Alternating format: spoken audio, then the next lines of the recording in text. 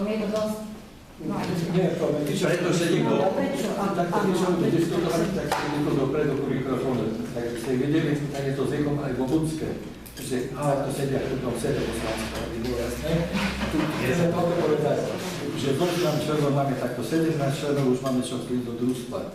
Takto podstata je, že podľa vyhlášky 501 z roku 2006 je možnosť zriadiť zbor profesionálny. To som tu, ja tak povedal tejto pani Katalierovej, povedala, že to mám nižšie, a prečo to nemôže nariadovať to. Čiže máme tu zamestnancov, ktorí môžu byť ako profesionálni, ako hasiči.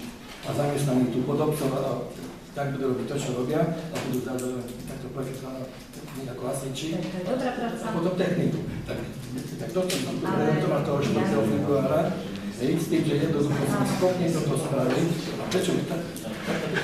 Ale je to práve veľmi dobrá práca, ja chcem tým podotknúť, že chceme ako pochváliť tých občanov, že sa dobrovoľne tam idú, hej, a máme ich jak tajných agentov, že ani nevieme, koho máme. Takže som bol prekvapený, že toho 4. to bolo 54 ľudí na tej schôdzke. Jednoducho sme to zaktivizovali a jednoducho urobíme takto zatrúsa, že som chcel 1 9-členné, lebo to je ako podmienka, že tak budú 2 9-členné a začneme potom normálne cvičiť, tak ako to by malo byť. Takže môžeme ukončiť, nech sa páči.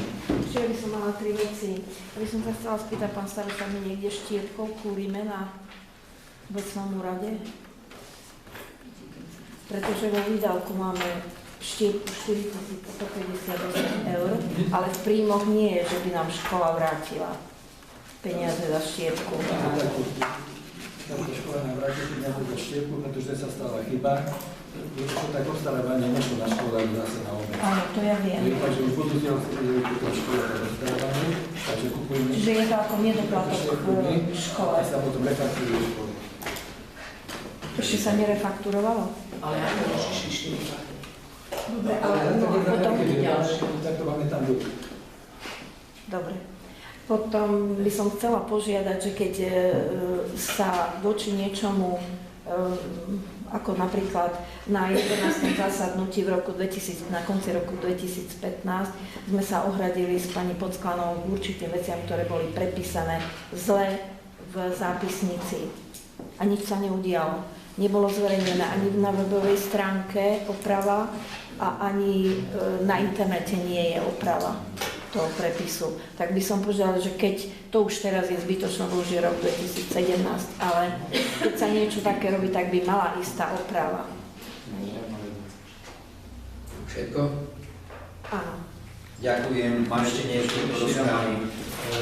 Oslovili ma, ja to poviem tak, ono cigáni z Píly, že majú tam strašne veľa mlák, vody a tak ďalej, že by tam trebalo niečo s tým robiť.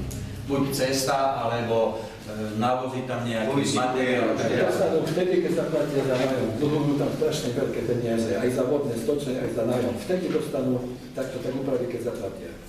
Už nebudeme takí tolerantní, sme aj debitov, takto nie veľmi veľa, ale sú tam také byty, že takto 5000 eur takto idú za vodu.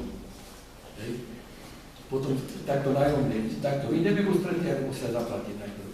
Takže teraz takto šli vám podať upomienky, ale tento týždeň pôjdu asi 260 000 eur, musia na svoju polovicu do toho vybrať. Tu sú po obci vodné stočné po 2000 eur v domácnosti.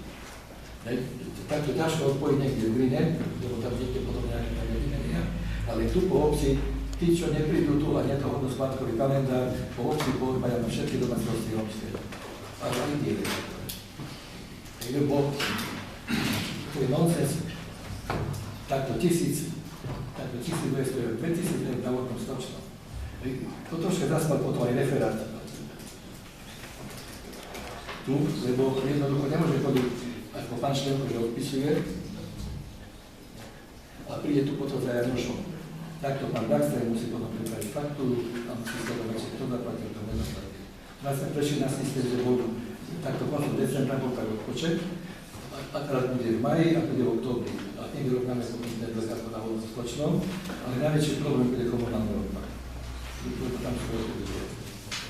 Takže toto riešenie tam s pánom Velickým teraz, takže ja to som podpisoval možno, že 400 takých úverov a 200 podmienky.